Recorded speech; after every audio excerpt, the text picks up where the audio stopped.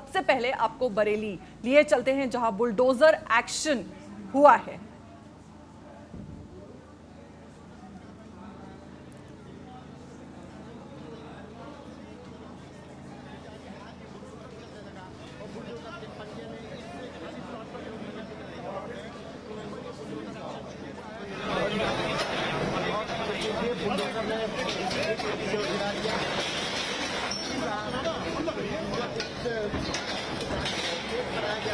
उसको तोड़ दिया गया है। बुलडोजर अपना काम कर रहा है।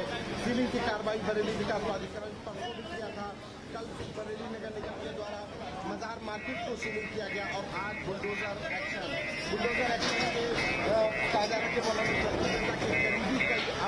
कब्जा की हुई है गोदाम का देश की प्रॉपर्टी है बरेली जहाँ पर कब्जा करके ये बनाया गया था, ये अवैध गोदाम बनाया गया था। जमीन पर कब्जा करने के बाद हमारे साथ इसी खबर पर बरेली से संवाददाता हिमांशु जुड़े हुए हैं। हिमांशु, आपसे जानना चाहेंगे कि जिस रिसोर्ट को सील किया गया है उसका हिंसा से क्या कनेक्शन बताया जा रहा है, साथ ही प्रशासन ने बुलडोजर एक्शन जो लिया है, किन अवैध निर्माणों पर कार्रवाई की गई है?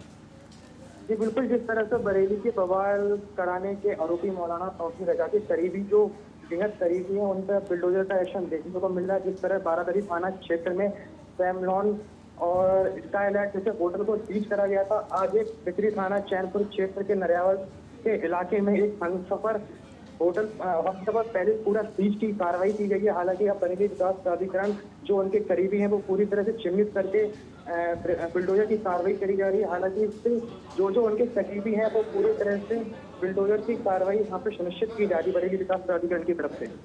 जी हिमांशु, आपसे ये भी जानना चाहेंगे कि क्या तौकीर की गिरफ्तारी के बाद हिंसा की साजिश या उनके नेटवर्क को लेकर और क्या क्या खुलासे हो रहे हैं, साथ ही प्रशासन क्या मान रहा है कि तौकीर ही मास्टरमाइंड है या सिर्फ हिंसा भड़काने का शामिल है? जैसे कि हम देख सकते हैं कि बुलडोजर एक्शन भी लिया गया है।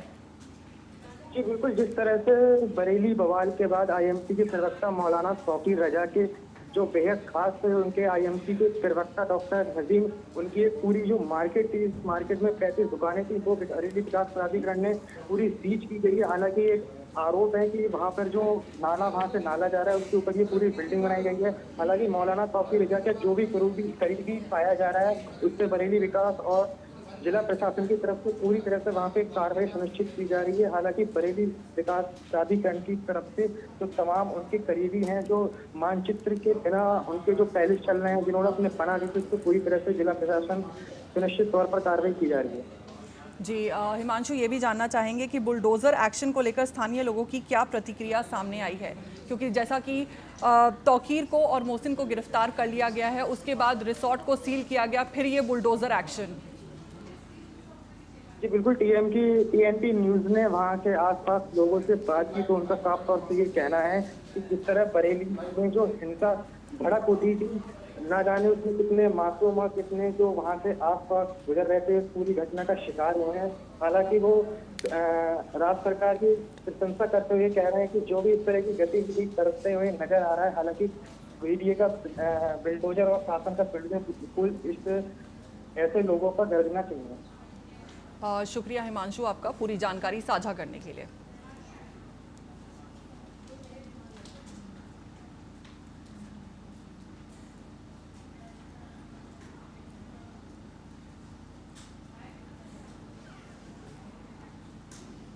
खबरों में आगे बढ़ेंगे। आगरा में मंडी सांसद और फिल्म अभिनेत्री कंगना रनौत से जुड़े मामले पर आज कोर्ट का अहम फैसला आने वाला है। दरअसल महात्मा गांधी और किसानों को लेकर अभद्र टिप्पणी मामले में एमपी एमएलए कोर्ट में याचिका खारिज होने के बाद वादी पक्ष ने जिला जज की अदालत में रिवीजन दाखिल किया था। दोनों पक्षों की दलीलें सुनने के बाद आज तय होगा कि रिवीजन स्वीकार होगा या नहीं।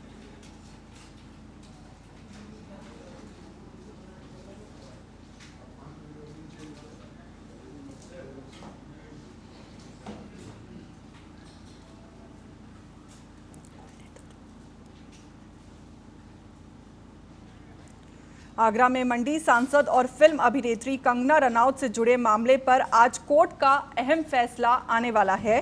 दरअसल महात्मा गांधी और किसानों को लेकर अभद्र टिप्पणी मामले में एमपी एमएलए कोर्ट में याचिका खारिज होने के बाद वादी पक्ष ने जिला जज की अदालत में रिवीजन दाखिल किया था। दोनों पक्षों की दलीलें सुनने के बाद आज तय होगा कि रिवीजन स्वीकार होगा या नहीं।